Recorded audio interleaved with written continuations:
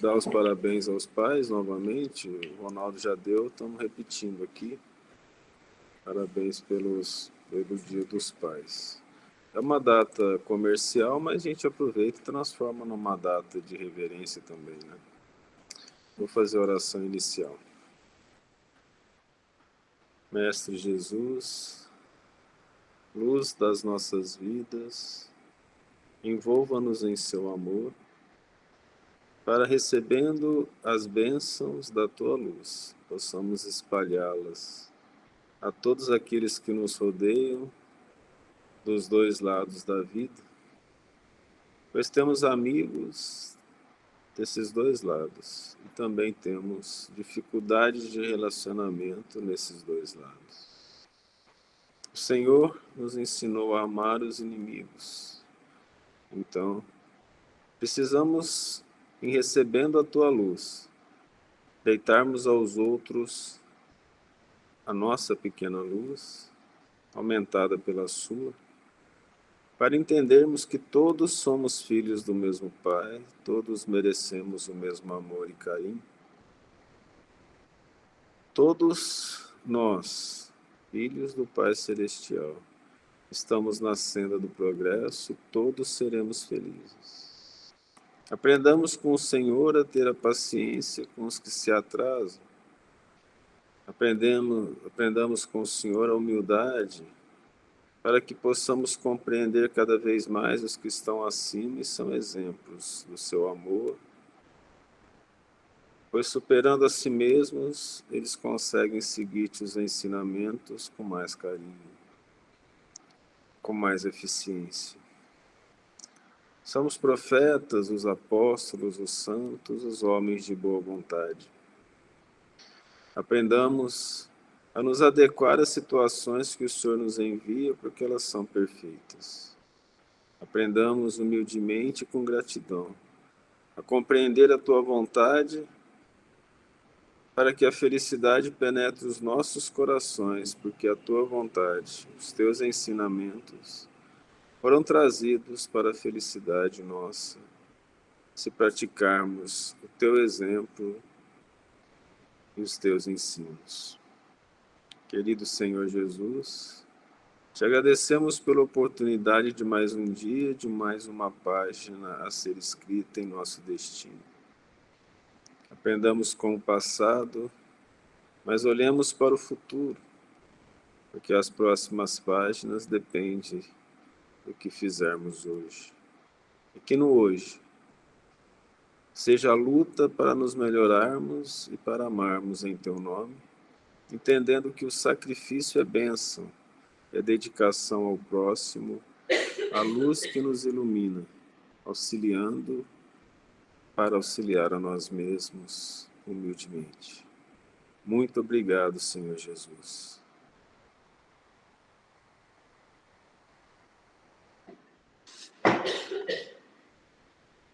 Saúde.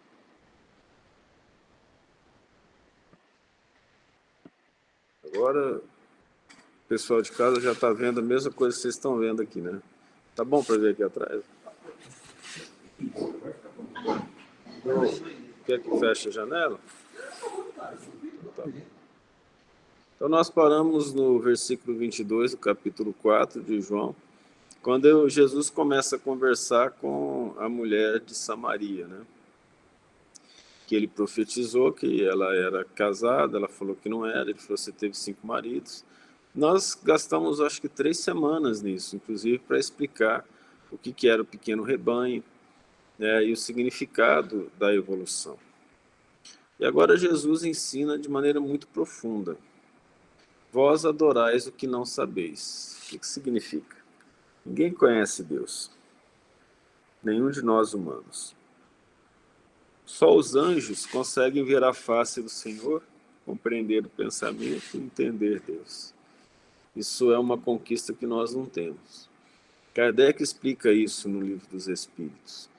O que nós podemos fazer é entender Deus pela nossa compreensão, através da admiração pelo Pai Celestial e pelas obras que Ele faz. No próprio livro dos Espíritos está escrito assim: pelas obras se reconhece o artífice ou o autor. Olhai em volta e vereis. Então a natureza mostra uma providência, uma coerência, uma harmonia que nós não conseguimos entender. Nós não compreendemos ainda os ciclos bioquímicos em detalhes ou a fisiologia dos vegetais. Do ser humano, então, é muito mais difícil. O ser humano mais evoluído de todos, a mulher, muito mais difícil ainda compreender. É porque diz que na evolução que vem depois é mais evoluído. Deus fez o homem primeiro, depois veio a mulher logo. Brincadeira, isso aí foi coisa da Bíblia, lá da simbologia da Eva e do Adão, né? Mas, em geral, o que nós sabemos de bioquímica, por exemplo, veio através do estudo dos fungos e das bactérias, que foram colocadas para nós, para tentarmos entender. Temos medicamentos que fazem efeito, temos a medicina hoje muito melhor que anteriormente, mas nós ainda estamos longe de compreender a matéria, a estrutura da matéria em si. Só o cérebro humano, ele é mais complexo do que todo o universo fora dele e diferente dele, ou seja, toda a estrutura física que envolve o universo, estrelas, planetas, não é tão complexa, materialmente falando, quanto a estrutura que forma o nosso cérebro, com cerca de 86 bilhões de neurônios interconectados de tal maneira que a alma possa agir através do perispírito sobre ele para gerar o nosso comportamento. Nós estamos falando de coisas materiais e das coisas espirituais, que ainda falta entender como que o perispírito se liga ao nosso corpo material, célula a célula. Como que funcionam os processos de cura, os processos do pensamento, como que funciona todas as energias que nos envolvem, nós não vemos, porque o nosso espectro de visão, ele está acima do infravermelho e aquém do ultravioleta. Nós enxergamos uma pequena fração das vibrações e das ondas que nos envolvem, já é muito bonito. Então, nossa compreensão da natureza é muito pequena, mas olhando para ela, a gente consegue entender a grandeza de Deus, a sua perfeição, o seu amor. Mas nós não o conhecemos. Cristo conhecia Deus, conhece Deus, porque ele já é mais do que anjo. Então ele adora o que ele conhece. Nós não, nós adoramos o que não conhecemos. Vós adorais o que não sabeis, ou seja, aquele que ama a Deus, que já é uma coisa boa em termos de evolução, já está melhor do que aquele que não dá valor e não se liga às coisas divinas, né? E tem aqueles que se ligam e começam a dar valor às coisas que não são tão importantes, como as materiais, porque no fim das contas, se nós de fato acreditamos que a alma é imortal, o quanto compensa investir nos valores terrenos durante 80, digamos que o indivíduo viva muito, 100 anos. Quanto que é 100 anos mais eternidade? Né? Então é melhor investir na alma do que investir no corpo. Esse raciocínio é bem simples, então nós aprendemos a adorar a Deus, acima de tudo, em espírito e em amor. Nós adoramos o que sabemos, porque conhece Deus, então ele falou dele. Quando ele fala nós não devemos entender que o Cristo não agiu sozinho na formação da Terra, Cristo não agiu sozinho na missão dele aqui. Na verdade, é ele e outros Cristos juntos, que nós temos como referência ele mesmo.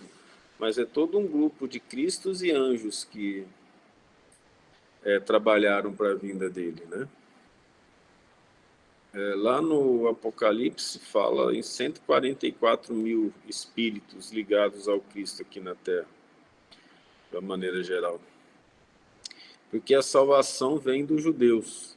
Aí, ele já pega, né? Então, pessoal, tem um primo que brinca comigo que eu não, quando mudo de assunto, eu não aviso que eu estou mudando de assunto. Acho que o Cristo fez a mesma coisa aqui, porque ele deu uma mudada de assunto, assim, que foi assim. Quando ele fala salvação vem dos judeus, é toda aquela história que nós falamos, da manutenção do Deus único, que os judeus tiveram isso, né? Os judeus tiveram vários problemas. Catolicismo, vários problemas. Mas o que o catolicismo nos deu? A Bíblia que nós estamos lendo hoje. Os judeus tiveram vários problemas. O que eles nos deram? Um único povo em que a crença no Deus único era para toda a população. Os egípcios, somente os sacerdotes. Os Vedas hindus, apenas alguns iniciados. Mas ali aquele povo todo acreditava num Deus único. Então a salvação do mundo, ela veio dos judeus e ainda vem. Nós dependemos dele, como nós falamos. Os 10 mandamentos são a base da legislação de justiça no mundo inteiro. E ainda não foi completamente usada. Você mesmo citou, Adriano, lembra, vez passada, que não matarás? Então, não matarás está escrito na lei de Moisés, nos 10 mandamentos. Tem país que aceita matar, criminoso, né? Então, mesmo, olha, Moisés viveu mais ou menos 1800 a 2000 antes de Cristo. Então, nós temos 4.000 anos dos 10 mandamentos. E ainda tem país que utiliza a pena de morte. Mas ela foi a base. Dos judeus vieram as bases da organização moral para a estrutura civil do mundo, nas constituições, de um modo geral.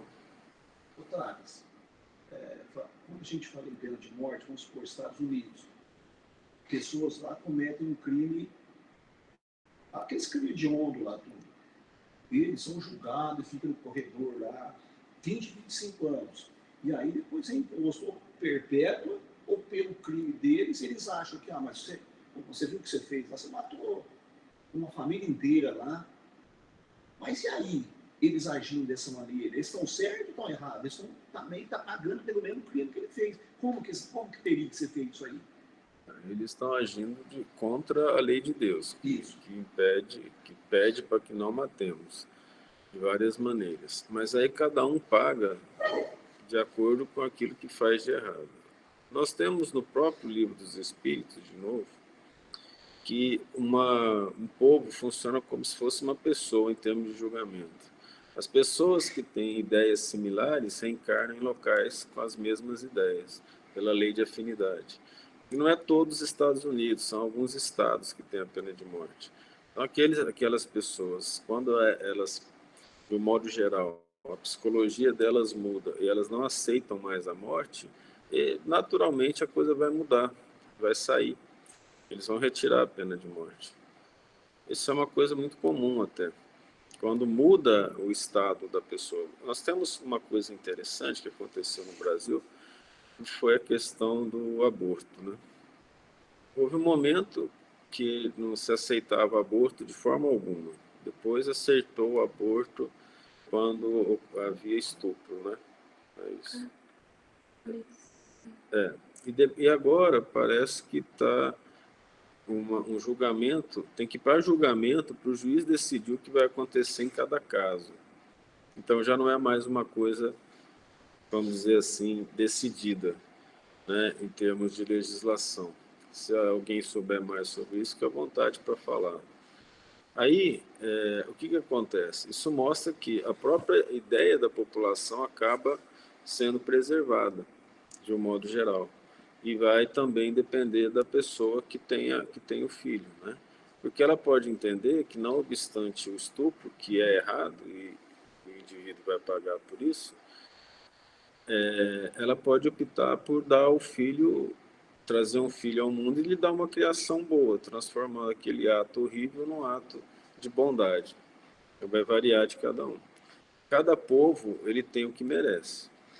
O Brasil, até mais ou menos a proclamação da República, em 1889, o Brasil foi conduzido pelos espíritos superiores para que os governantes indicassem os caminhos a serem traçados. Quando começaram as eleições, os espíritos superiores deixaram por conta da população decidir. Você está vendo o que está acontecendo, né? Então, de uma maneira geral, a responsabilidade do que acontece no país é a responsabilidade das pessoas que vivem naquele país, assim como numa cidade. Então, por exemplo, digamos que numa cidade um prefeito resolve implantar a pena de morte. Se a maioria dos habitantes não aceitar, ele não vai conseguir passar essa ideia. As pessoas não vão aceitar isso. No entanto, se a maioria aceitar, ninguém vai reclamar de nada. Então, isso vai variar com o comportamento geral das pessoas. Os espíritos mais afins reencarnam em locais onde ele tem mais afinidade. É natural isso. Se aproveitar agora e falar sobre Jesus Cristo. Da missão dele aqui na Terra, ele poderia não ter aceitado vir? Se ele não tivesse aceitado, Thales, teria, vamos supor, outros Cristos que tomariam o lugar da missão dele? Também ou não? Era para ele mesmo, Thales? Não. Nunca acontece assim. Primeiro que é quase impossível o espírito, na condição dele, não obedecer uma ordem de Deus que ele sabe que é superior. Isso tem a ver com humildade. Mas digamos que o Cristo, por algum motivo íntimo, não aceitasse. Tem outros Cristos que poderiam vir fazer a mesma coisa, sem problema. E seria da mesma altura dele, da mesma evolução dele. Mesma evolução. Mesma coisa com Kardec. Os espíritos falaram para Kardec, se vocês quiserem ver em detalhes, está na segunda parte do livro Obras Póstumas. Se ele não tivesse feito a missão dele, teriam outros que fariam. E os espíritos falaram isso para ele. Né? Só que é o seguinte, normalmente, aqueles que pegam a missão, eles vêm com espíritos para ajudar. E muitos desses que vêm para ajudar, eles acabam não ajudando. O Chico parece ter vindo com assim, uma missão de escrever de 40 a 60 livros. E outros médiuns escreverem outros livros. O Chico teve que escrever mais de 400. Nossa. Porque os outros médiuns não fizeram a parte deles. Né? Nós temos o caso do Valdo Vieira, um médium que trabalhou com ele em 2 livros. E o Valdo Vieira e ele foram para os Estados Unidos, não sei se eu contei essa história, levar a doutrina espírita lá. Né? E aí o Emmanuel falou assim, Chico, o Valdo Vieira vai deixar a doutrina espírita. Aí o Chico falou com a mãe dele, falou, seu filho vai deixar a doutrina espírita. E ela chorou muito, porque o Chico e ela se davam muito bem. Não, meu filho não vai fazer isso, Chico. Não, o Emmanuel me falou que ele vai. Aí no avião, o Emmanuel falou para o Chico, falou, olha, ele vai encontrar uma mulher, uma russa, muito bonita, e assim que ele encontrar com ela, ele vai para o Japão fazer uma pós-graduação e uma especialização, e aí ele vai se apaixonar por essa mulher e ele vai deixar a doutrina espírita. E aí eles estavam lá numa conferência, assinando os livros que foram traduzidos para o inglês, e entra uma médica russa muito bonita e vai em direção ao Valdo. O Chico fala assim que fisicamente ela era linda, mas espiritualmente era um terror. E ele imediatamente se apaixonou por ela. No outro dia, ele estava embarcando para o Japão, foi para o Japão e deixou o Chico sem um tostão. O hotel já estava pago durante o mês. E o Chico ele só tinha uma refeição por dia, que era a refeição do hotel. Ele não tinha ficado com nenhum dinheiro. O Valdo Vieira não deixou nenhum dinheiro com ele. E esse hotel estava pago. E o dono do hotel falou, olha, o dia que vencer você vai embora. E ele não tinha dinheiro nem para vir embora. E naquela época não era coisa simples não, gente. Ligar era difícil. Eu me lembro que ainda era menino, em algumas cidades você ligava, você tinha que ligar para um centro, para telefonista ligar para outro. E era muito caro ligar. Aí, não faltando um dia para sair, para terminar o tempo dele do hotel, a história é interessante de ser contada. O Chico falou, Senhor, se for da tua vontade que eu seja mendigo aqui em Nova York, eu vou ser, mas não é da minha.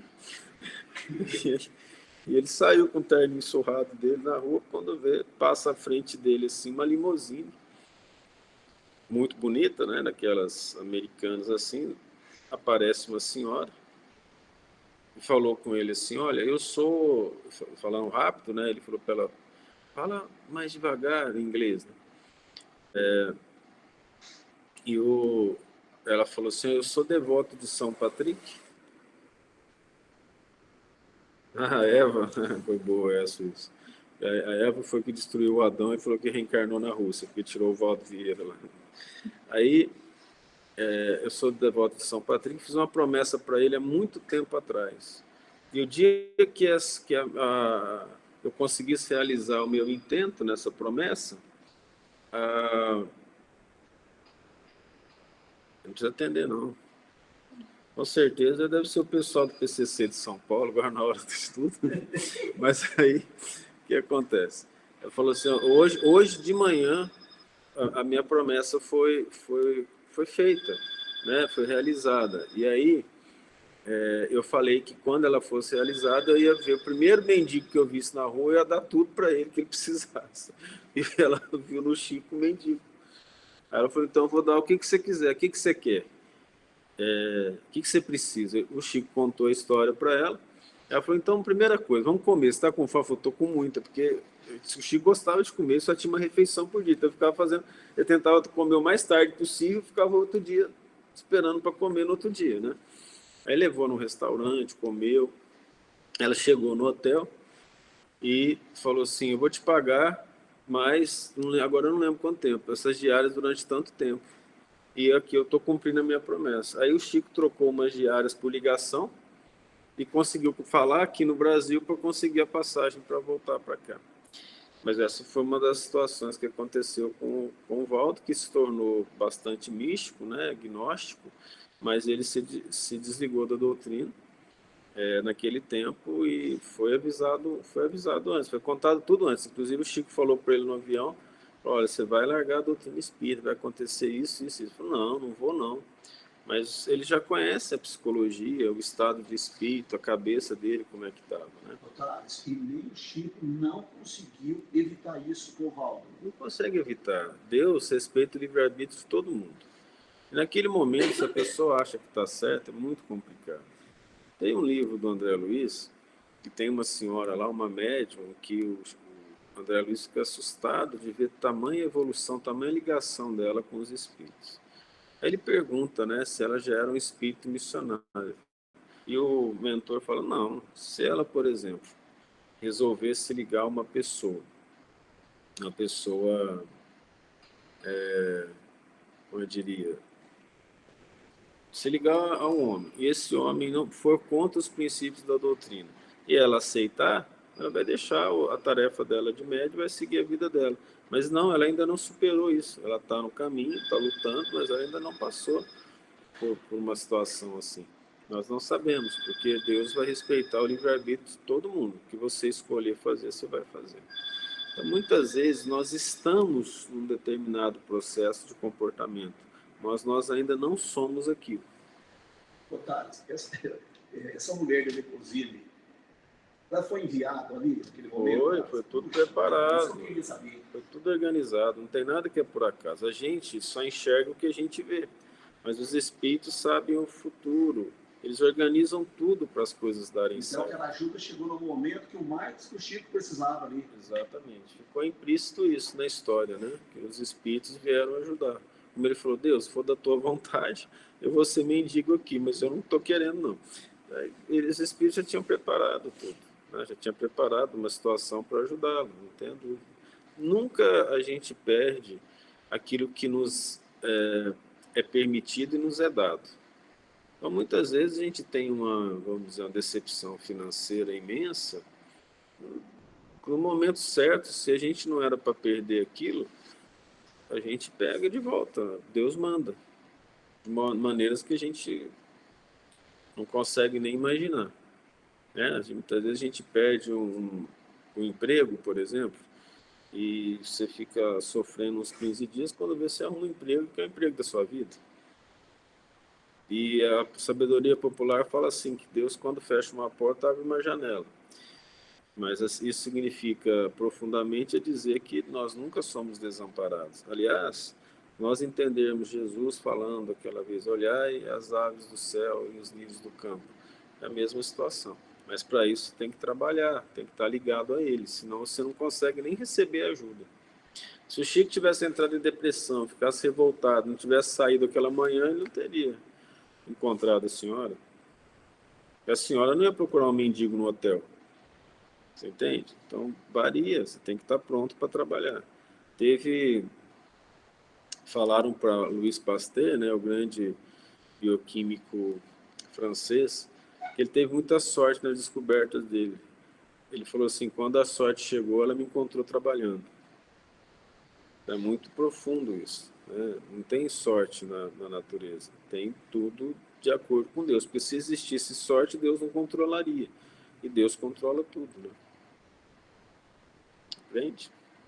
Essa questão da salvação vir dos judeus tem a ver com toda aquela situação de trabalho que foi feita com os judeus e que chegou para o mundo inteiro. De novo, nós chamamos a atenção. Os judeus não eram grandes em filosofia, nem em matemática, nem em astronomia, nem em escrita, nem em poesia, nem nada. Eram grandes moralmente, em relação aos outros povos, né? E aí foi dali que veio a salvação. E foi mesmo. A salvação veio de um judeu, e Cristo era judeu. Entendeu? Eu estava dizendo, a salvação vem dos judeus, de várias maneiras, não só pelo Deus único, mas por ele mesmo, por esses judeus. Porém, a hora vem, e agora é em que os verdadeiros adoradores adorarão ao Pai em espírito e em verdade, porque o Pai procura tais que assim o adorem. Novamente, aquele final dos tempos para aquele grupo de espíritos lá. Porém, a hora vem, aquela é a hora em que os verdadeiros adoradores, porque adorar a Deus é uma coisa interessante, né? Amar a Deus é interessante. A maioria das pessoas vão proclamar que elas amam a Deus. Mas aí nós temos Pedro falando, acho que é Pedro, não é João, né? Falando que se você não ama o seu irmão, você não ama a Deus. Como você pode amar a Deus que você não vê e não amar o irmão que você vê? Então, uma das maneiras de amar a Deus é amar o próximo. João deixa isso claro lá na Bíblia. Então, eu vou adorar a Deus, mas eu tenho raiva, eu não trabalho para me melhorar. Eu acho, veja bem, quando eu falo eu, assim, né? A maioria das pessoas acha que a sua maneira de ser é a correta. Nós vemos isso para todo lado, senão não existiria teimosia. Mas a maneira de ser correta é Cristo. Eu tenho que tentar adequar sempre o meu comportamento ao comportamento do Cristo. E as pessoas têm ideias muito erradas das coisas. Vou falar uma que é bastante profunda em termos psicológicos. Normalmente, a pessoa vaidosa e prepotente, ela gosta muito daquela pessoa que obedece e ouve tudo que ela fala. Essa pessoa considera que aquela outra é humilde. Mas a humildade não é abaixar a cabeça e aceitar o que os outros falam. Humildade é a aceitação da vontade de Deus. Algumas vezes a vontade de Deus vem pelos homens. Então, na verdade, isso é um trabalho que é feito pelas pessoas prepotentes e maldosas do mundo, de que a humildade é aquele que lhes aceita a vontade. Na verdade, é o mal não querendo receber nenhum empecilho às ações dele. Aí ele trabalha, como por exemplo, o silêncio é importante, só que as pessoas não entram em detalhe. É importante silenciar diante da injustiça? É importante silenciar diante do mal? Eu devo deixar o mal acontecer e ficar em silêncio? Nesse caso, o silêncio não é vantagem. Então, por que se fala assim? Que as pessoas que mais falam, que são mais arrogantes, são as maldosas, porque até o momento o mal predomina no mundo. Então, aquelas que não têm escrúpulo, que não pensam duas vezes em prejudicar o irmão, elas costumam elogiar bastante os humildes. Mas quem que é humilde para ela? Humilde para ela é o que baixa a cabeça, que fala mansinho, que aceita tudo. Isso não é humildade. Isso muitas vezes é inércia diante das atividades que devem ser feitas. Conceito de humildade. Cristo. Cristo era humilde, acho que todo mundo concorda, né? Todo mundo achava que o Cristo ficava quietinho, não falava as coisas. Nós vimos no estudo mais à noite, das 7 horas, que o Cristo entra na casa de um fariseu e fala claramente: você, fariseu hipócrita, vaso caiado por fora e podre por dentro, aves de rapina. A ponto de um doutor da lei, em determinado momento, falar: Senhor, mas assim você nos fere. E ele continua falando. Então, aí uma pessoa como Cristo não vai ser considerado humilde hoje em dia, dentro dessa concepção que eu falei, porque ele criticou o erro. Então, o que se considera humilde é que ele fica caladinho, aceita tudo e não fala nada. Os maus adoram esse tipo de gente. Então, esse conceito de humildade, dado pela sociedade, não é o conceito de humildade cristã. Para eu saber o que é humildade cristã, eu preciso ler isso aqui. Não, ler não adianta. Eu preciso ler, estudar e colocar aquilo dentro de mim para começar a entender o que significa as virtudes do Cristo. De outra forma, o que eu faço na minha vida? Eu simplesmente considero que a minha maneira de ser é correta, mas em momento algum eu questiono se ela está de acordo com a vontade de Deus. E daí nós temos uma grande quantidade de prepotência, de vaidade disfarçada através de sorrisos sociais, através de carinha boa. Nós temos pessoas, e o Brasil teve um exemplo disso muito forte, com o ministro da Fazenda, lá na década de 80. Eu não me lembro o nome dele, mas o Brasil se apaixonou porque ele tinha uma cara de bonzinho. Você olhava para ele, parecia que era um santinho, humilde, né? E aí, a população adorando esse homem, um repórter viu que ele não era daquele jeito, deixou a câmera ligada. Depois que ele acabou no intervalo da entrevista, falou assim: eu não ligo para o povo, não ligo para essa gente, não. Esse bando de gente boba achando que o que eu estou falando aqui é para o bem deles. Aí o repórter deixou isso ligado, mostrou para o diretor, eles resolveram colocar na televisão. Colocou na televisão, viu a verdadeira face dele. A gente olha para o rosto das pessoas e acha que ali tem virtude, dependendo da cara dela. Então, muitas vezes, algumas pessoas estressadas, nervosas, tensas, elas têm uma bondade dentro de si imensa, porque ela está preocupada com o bem-estar da família, com o bem-estar das pessoas, em se melhorar. Ela está sempre buscando sair daquele estado de conforto que ela está. Mas elas normalmente elas não são vistas dessa maneira. Elas são vistas como pessoas que não têm fé, que não acreditam nas coisas. Como assim? O próprio Emmanuel fala no livro Fonte Viva que o trabalhador do Cristo ele está sempre com uma certa angústia, porque não tem como ele ser feliz diante das injustiças do mundo. Então, a nossa maneira de enxergar varia bastante. Daí, adorar a Deus, amar a Deus, em espírito e em verdade, é uma coisa íntima. É algo que os bons espíritos vão saber, até os maus, porque os maus espíritos sabem daqueles que realmente amam a Deus e os perseguem, mas os perseguem com todas as forças.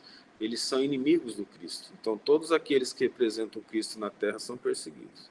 Perseguido por situações assim absurdas, que se a gente contar, parece que a Idade Média ou o tempo do Cristo está aqui. Porque pessoas assim... Eu conto para vocês, né? Eu não sou uma boa pessoa, mas eu assumi algumas atividades constantes na minha vida, entre elas orar na sala de aula. Quando eu comecei a orar na sala de aula, comecei a ter situações bastante complicadas para mim. E aí, pela mediunidade, os espíritos iam me informando por que eles tinham tanta perseguição assim, porque eu orava na sala de aula. Eles falaram: olha, você ora para jovens, e os jovens são aqueles desligados de Deus e que têm grande quantidade de fluido vital, de energia, que pode ser voltado para a maledicência, para a maldade, para a sexualidade, para as bebidas e para as drogas. Então, quando você ora na sala de aula, uma ou outra pessoa resolve aceitar aquilo, a vibração dela já muda e os bons espíritos conseguem falar com ela e conseguem ajudá-la. Aí aqueles espíritos inferiores que estavam tentando levá-la para o mau caminho ficam com raiva, se tornando seus inimigos.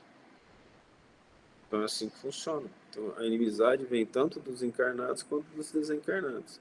Sem contar que as outras pessoas, elas acham que você, orando em sala de aula, você está se fazendo de vítima, está tentando aparecer. Nunca a pessoa pensa que uma oração é uma coisa boa, que deveria ser, não é? Se você está orando, por que o outro não ora? Então, eu até conto alguns casos que teve um colégio que eu dava aula, em que o diretor falou: por que os alunos colocam que o único professor que eles respeitam, que não dá trabalho, é você? O que você faz? Passa para a gente aqui. Eu falei: eu oro na sala de aula. Não, a gente não aceita orar porque a escola é laica. Eu falei: então fica à vontade, arruma o jeito de vocês, porque o meu é esse. Então eu chegava na sala de aula, falei: alguém aqui é contra a oração? Ninguém levantava a mão. Tem algum ateu? Eu levantava a mão. Eu vou fazer uma oração, vou fazer um Pai Nosso. Se você se sentir constrangido, você pode se retirar e entrar depois. Ninguém saiu. Eu falei: eu só peço que você não atrapalhe a oração. E aí a gente fazia a oração, mudava completamente a vibração na sala. As pessoas se tranquilizavam, preparavam-se para trabalhar. Por quê? Porque o ideal de fazer o certo está em todo mundo, só que a gente esquece. Aí chegava ali, na hora que orava, o indivíduo lembrava, nossa, eu decidi estudar esse ano. Aí a pessoa ia lá e começava a estudar aquele ano. Então, só dela estudar, no final de semana, ela já não está saindo para beber, nem para usar droga, nem para fazer bobagem. Você compreende? É isso. Mas isso me transforma numa pessoa boa? Não. Isso apenas me fez enxergar que essa era uma possibilidade de trabalhar para Jesus. Se eu não melhorar em termos de humildade, em termos de vencer os vícios, de criar virtudes, eu vou fazer uma coisa boa, os meus espíritos vão ficar felizes, eu vou continuar na mesma posição evolutiva que eu estou. Não adianta isso. Fazer o bem é muito importante, desde que ele saia de dentro. São os verdadeiros adoradores. Não é apenas fazer. Por exemplo, dar esmola é uma coisa boa? É. Vai fazer bem para a pessoa? Vai. Cristo ensinou. Mas não saiba a vossa mão esquerda o que faz a direita. O que significa? Se você der esmola, aquela esmola vai ajudar a pessoa a comer. Isso é bom, não é? Para a pessoa. Então você fez um ato bom. Mas se você fez por prepotência, para você não é bom. Então tem o que você faz para os outros e o que você faz para você mesmo. Aquele que adora a Deus, adora do íntimo. Ele começa dentro dele, e a ação dele do bem sai do íntimo dele, das crenças dele. Porque alguns podem ser ensinados desde cedo a fazer a caridade, porque o pai ensinou, a mãe ensinou, mas se ele não está ligado com o coração naquilo, ele não está fazendo bem para ele mesmo, não obstante fazer bem para os outros. Vamos pegar um exemplo. Eu ganho um valor mensal muito alto, $1 milhão de dólares, por exemplo, por mês. Aquilo é mais que suficiente para eu viver. Eu preciso só de $100 mil para viver, por exemplo. É muita coisa, mas vamos dizer que eu preciso só de $100 mil. Os outros $900 mil, eu poderia ajudar muita gente. Mas eu dou 150 mil. Ainda ganho, guardo para mim $650 mil. De acordo com o que o Cristo ensinou, isso não é caridade. Mas a imprensa vai falar que é. As pessoas vão falar que é. Está ajudando muita gente, tá? Mas a caridade íntima, ela não é. Por quê? Porque só é caridade quando você dá daquilo que te falta. Dar do seu supérfluo é obrigação com seu irmão. Viu como é complicado essa situação de entender a verdadeira adoração a Deus? Então, se eu tenho pouco dinheiro, falar, não sei fazer a caridade, mas você dá seu tempo, você visita uma pessoa que precisa de ajuda, você usa o seu repouso para fazer algo de bom pelas pessoas, você usa o seu tempo para fazer algo de bom, você está lá no seu trabalho e você, lá no seu trabalho, você se preocupa com as pessoas que estão à sua volta, você ajuda essas pessoas do fundo do seu coração. Você está fazendo mais caridade do que aquele que doou daquilo que lhe é supérfluo. O Cristo ensinou isso. Mas a maioria das pessoas não pensam sobre isso. Então aí vem a questão da relação do adorar verdadeiramente e daquilo que a sociedade fala. A sociedade pode me aplaudir, mas não necessariamente eu sou aplaudido pelos bons espíritos. A gente falou de mendigo, de rua, eu noto, assim, que a maioria fala o nome de Deus com a gente no final, com agradecimento, principalmente Deus te abençoe, muito obrigado, Deus te guie. Então a gente fica meio, mas eles usam isso, a maioria, eu vou ser bem sincero aqui, usa isso para poder tocar o coração das pessoas, porque falando de Deus, você toca o coração das pessoas. No entanto, cabe a nós ajudar de qualquer forma, independente do que ele vai falar, porque aí passa a ser problema dele, não nosso. Então o Chico falou assim, eu carrego umas moedinhas comigo para dar para os mendigos, porque ele via o que acontecia. Ele falou assim, quando a gente não dá, os obsessores que estão com ele, os espíritos, pegam uma raiva da gente e nos acompanham. Mas quando a gente dá, eles ficam quietinhos e os espíritos superiores ficam felizes com a gente. Então ele carregava uma moedinha de centavos para dar para as pessoas sempre. Aí o Chico me ensinou isso. Né? Antes do Chico ensinar isso, eu tinha na minha cabeça, dá quem te pede. Então, mas não falava o quê. Então, muitas vezes a pessoa pedia, não tinha dinheiro, ou até tinha, mas sabia que ia fazer alguma coisa que não dava, aquele dinheiro estava guardado para outra coisa, falava assim, posso te dar um sorriso? Algumas pessoas gostavam, outras pessoas me xingavam. Né? Então, eu tive casos, por exemplo, em que o indivíduo me xingou, depois que eu falei assim, olha, eu não tenho dinheiro, mas eu posso te dar um sorriso, posso pedir a Deus por você. Saiu xingando. E já teve um caso que eu abri a janela, falei, amigo, eu não tenho nada para te ajudar agora, a gente não carrega dinheiro mais. Ele falou assim, olha, só de você ter aberto a janela, eu já estou feliz porque você me tratou como igual. Não varia daquele que está pedindo, nós não sabemos.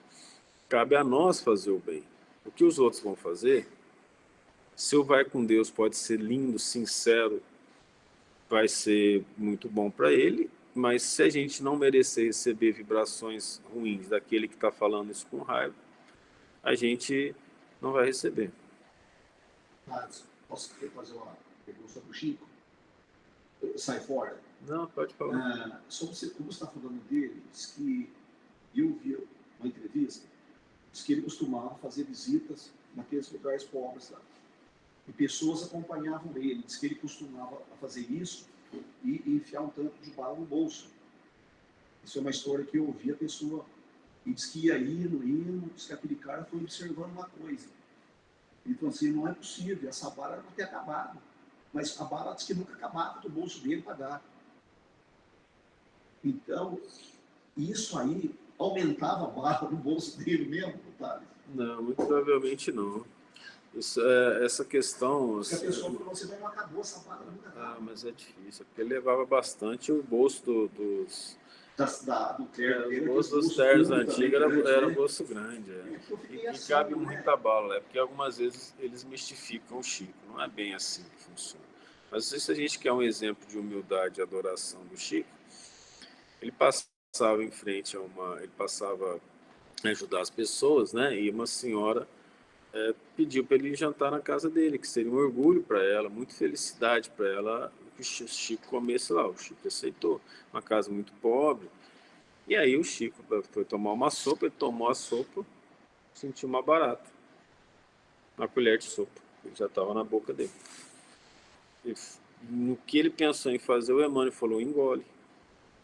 Comecei a engolir uma barata, falei, Chico, imagina se essa mulher que chamou o Chico para vir na casa dela, descobre que tinha uma barata na sopa que ela deu para o Chico. Então a caridade é engolir, o Chico engoliu.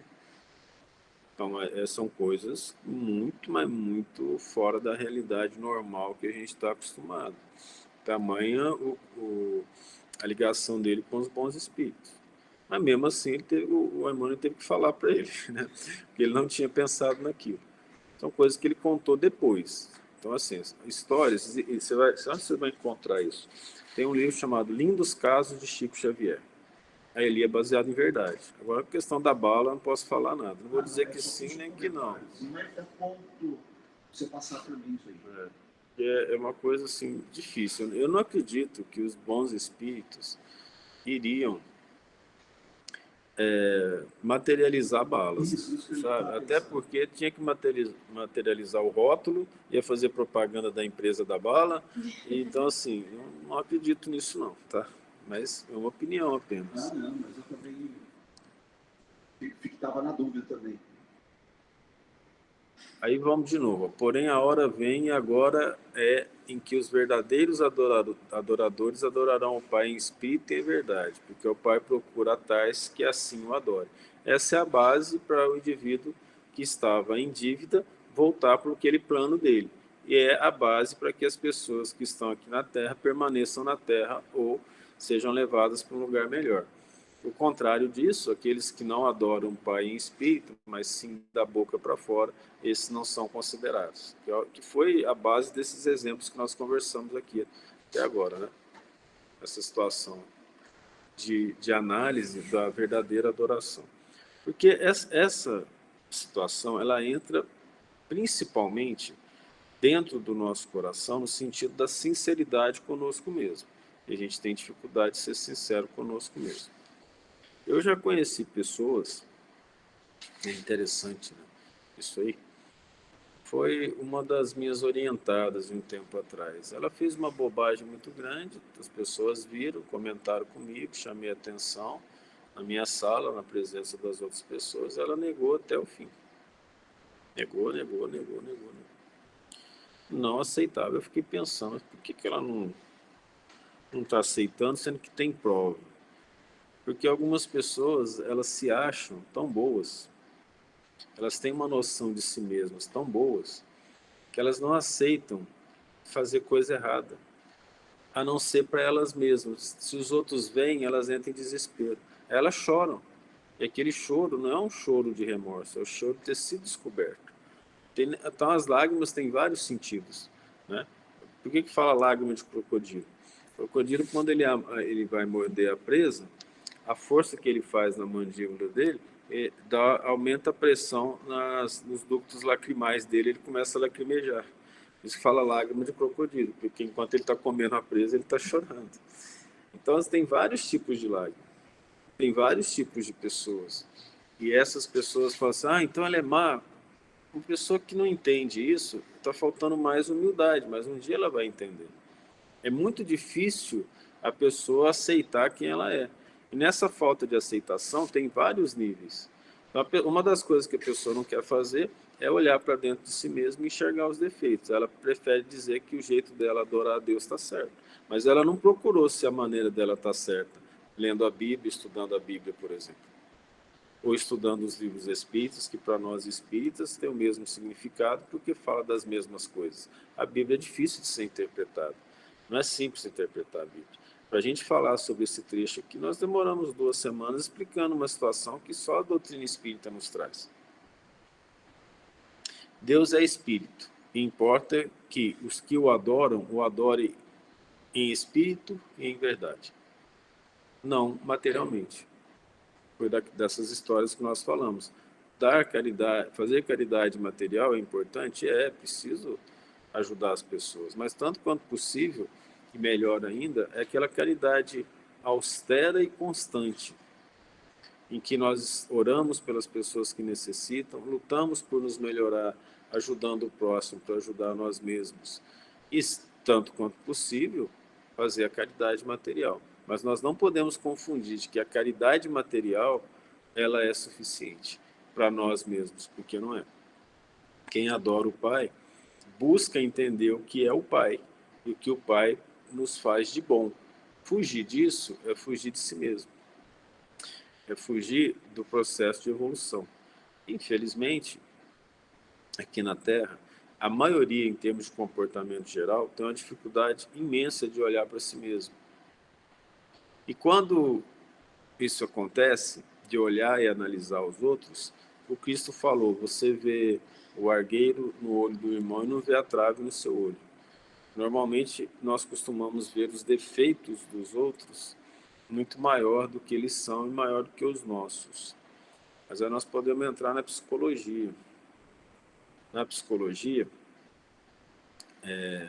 você estuda o seguinte, tudo aquilo que você vê nos outros que te incomoda, muito provavelmente é o que você é. A psicologia que fala isso. O Cristo já falou isso há muito tempo atrás, mas a psicologia de hoje ela fala isso, para prestar muita atenção naquilo que nos incomoda nos outros. Que aquilo que nos incomoda nos outros é parte do que nós somos. Eu aprendi isso há um tempo atrás, então eu fico muito atento nisso. O que me incomoda nos outros, eu fico olhando para ver o que tem em mim. E é verdade, até agora, todas as vezes é assim, desde que você tenha coragem de olhar para você e verificar quem você é de verdade. A nossa ideia é achar que a gente é bonzinho, sempre. Só que não é uma ideia muito verdadeira, não. Nós estamos num planeta, como nós falamos inicialmente, que as pessoas se atraem por afinidade. Se o planeta tem uma estrutura maldosa, nós temos uma estrutura idêntica, a não ser que a gente lute para ser diferente. Aí quando você luta para ser diferente, muito difícil a sociedade te aceitar bem. As perseguições começam no plano espiritual. Como todos são médiuns, e boa parte dos médiuns não se educa, e acabam recebendo as informações dos espíritos como se fosse deles mesmos, os obsessores chegam perto das pessoas que estão à volta daqueles que trabalham para Jesus e elas colocam contra ele, contra aquela pessoa. Isso é fato, a gente tem visto isso claramente. Ser um pouco melhor aqui na Terra passa a ser uma situação bastante complicada para aquele que luta para isso. Então precisa de coragem, sacrifício, determinação. A maldade, ela não preserva os bons. a maldade é interessante. Ela também não preserva os maus. Mas aqueles que estão do mesmo lado tendem a se afinizar. Mas como é que a maldade pode preservar o bom, sendo que ela é maldade? Já o bom tem que agir diferente. Se você age com os outros da mesma maneira que os outros agem com você, é porque você não tem uma filosofia de vida. Pelo menos cristã ela não é. Porque a filosofia cristã, ela não fala olho por olho, dente por dente. Ela fala, amai os vossos inimigos, bendizei o que vos maldizem. Orai por aqueles que vos perseguem e vos maltratam, para poder serem chamados de filho do Pai Celestial. Isso foi o que Jesus ensinou. Então, fazer a mesma coisa com os outros não é cristão, é mosaico. É de Moisés. É 4.000 anos assim, antes de Cristo e 2.000 anos mais atrasado do que o próprio Cristo. É uma situação que a gente tem que olhar bem para dentro de nós. Perdão. A mulher disse-lhe, eu sei que o Messias, que se chama o Cristo, vem. Que está lá nas profecias, o próprio Moisés falou. Virá um profeta tão grande quanto eu, né? Eu acho que ele foi bem sem humildade ao falar isso, mas se você for ver também é didático, né? Porque se ele fala, vem alguém maior que eu naquele momento, o povo não acreditar nele. Fala, então você não é o maior. Quando ele vier, nos anunciará todas as coisas. Então ela já sabia do Messias, ali ela já sentia. E Jesus disse, eu sou, eu que falo contigo. Então ele anunciou, eu sou o Cristo. Os fariseus ficavam muito bravos com isso, porque ele falava assim, como é que ele diz eu sou o Cristo? Isso é prepotência. Era realidade, as pessoas também confundem isso, né? Aqui no Brasil, então, essa situação é muito interessante, bem interessante. Nós não podemos dizer o que está certo ou o que está errado, mas vocês já ouviram falar de pronome de tratamento? Vossa Senhoria, Meritíssimo, já ouviram falar? Pronome de tratamento, o nome é pronome. Por que é pronome? Porque ele vem antes do nome. Então, se a pessoa tem algum mérito nesse sentido, ela recebe um pronome antes.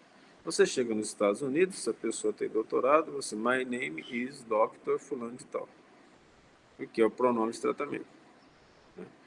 Aqui no Brasil, se você for falar assim, meu nome é Dr. fulano de tal, ninguém vai entender direito, porque nós não estamos acostumados a usar o pronome de tratamento, a não ser para juízes, de um modo geral, né?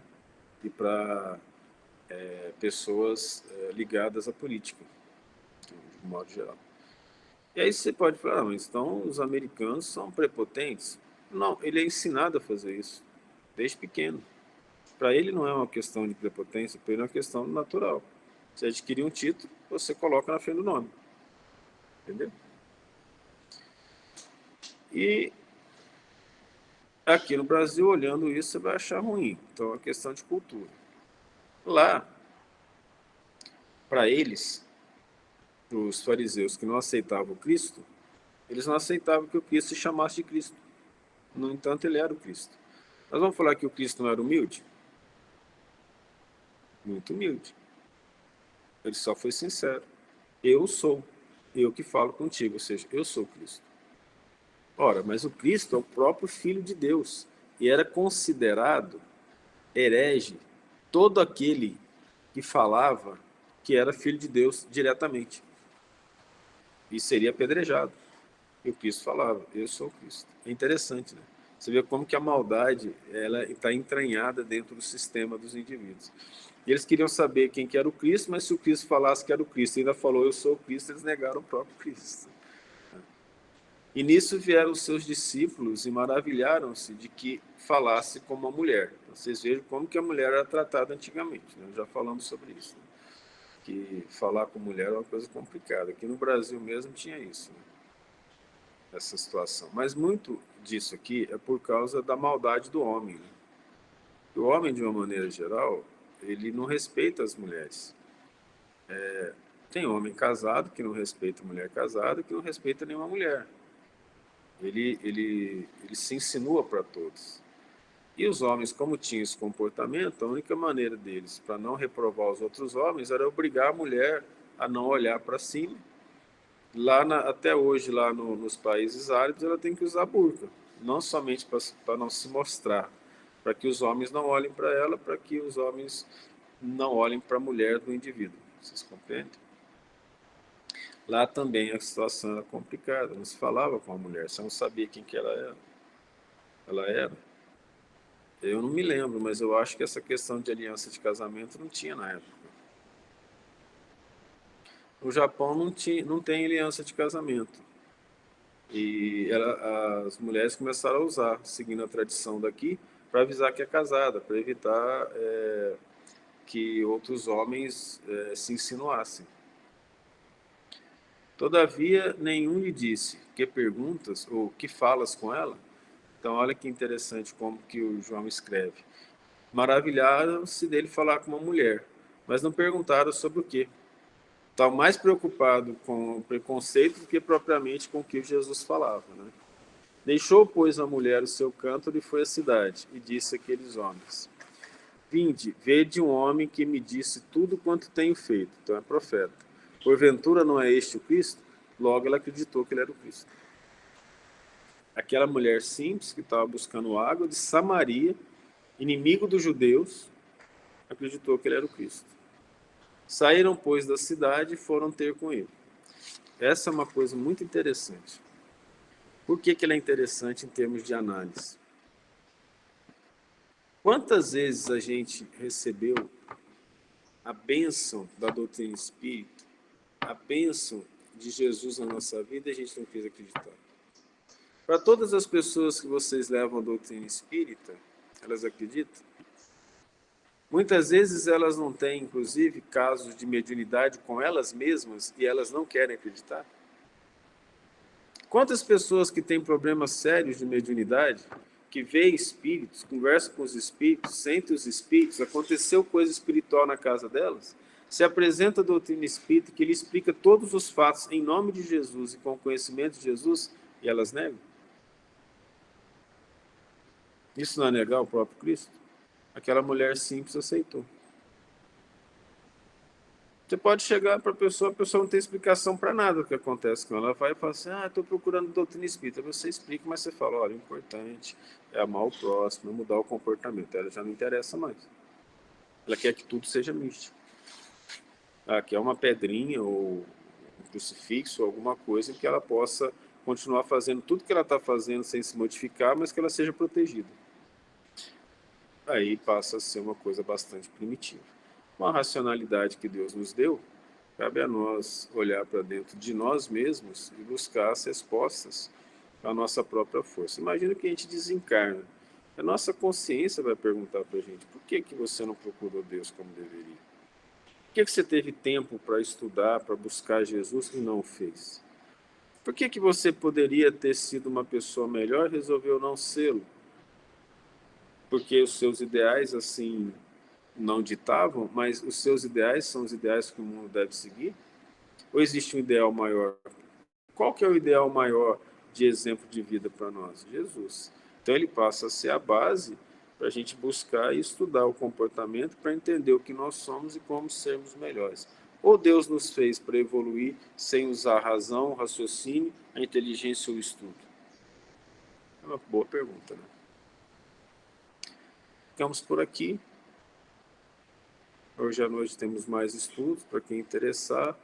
Se não, até semana que vem, no domingo pela manhã.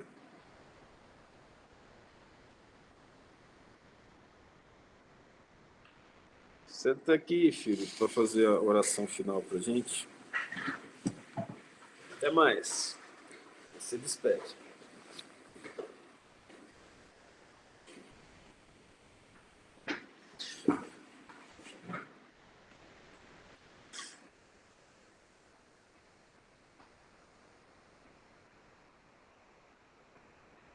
Mestre amado Jesus, luz de nossas vidas, amiga incondicional de todas as horas, possamos abrir nossas mentes e corações para a Tua luz, exteriorizá-la na forma de caridade. Que essa luz abra os nossos olhos para os nossos próprios defeitos. Ilumine a nossa mente para o trabalho contigo e para a solução das dificuldades de cada dia. Que busquemos seguir o teu exemplo de amor, humildade e justiça. Agradecemos por não nos abandonar. Mesmo com os nossos defeitos, o Senhor, nosso Pai, não nos abandona, e a isso devemos ser gratos. Muito obrigado, Mestre. Que assim seja.